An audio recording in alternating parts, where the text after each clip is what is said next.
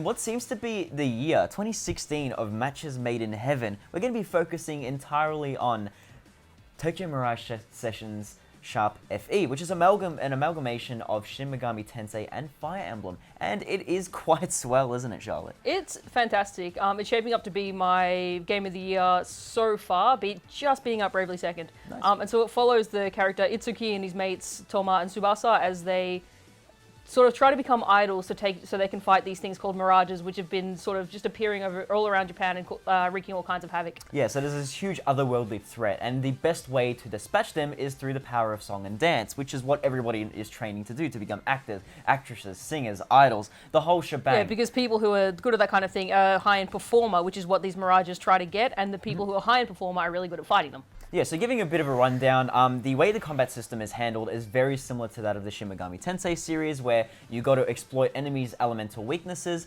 and also the weapons triangle from the Fire Emblem series of, swords, lances, and axes are actually incorporated within these weaknesses. So not only do you have to worry about elemental attacks, but the weapons, the melee attacks in which you hurt people with. Yeah, and if you manage to hit an opponent that has this weakness, then your other allies may follow up with an attack called and that'll start a session. And so you can basically just have a whole bunch of people just smacking your enemy all in one shot if you keep lining up these sessions, and it's really, really nice. It's very cohesive as well. Everyone seems to complement each other in terms of using particular weapons like lances. So, for example, if you have yourself an elemental attack like Zeo, for example, lightning attack. If you have someone who has an attack that's very similar to that of like a lightning elemental lance attack, then they follow up with that. So sessions work really well in making sure that you want to be attacking a lot more than your enemy does in that sense. No matter how fast you are, you want to make sure you be getting those extra hits in. Yeah, and even so outside of the combat, this game is just really good in like pretty much any other way. Like what really gives it its flavor is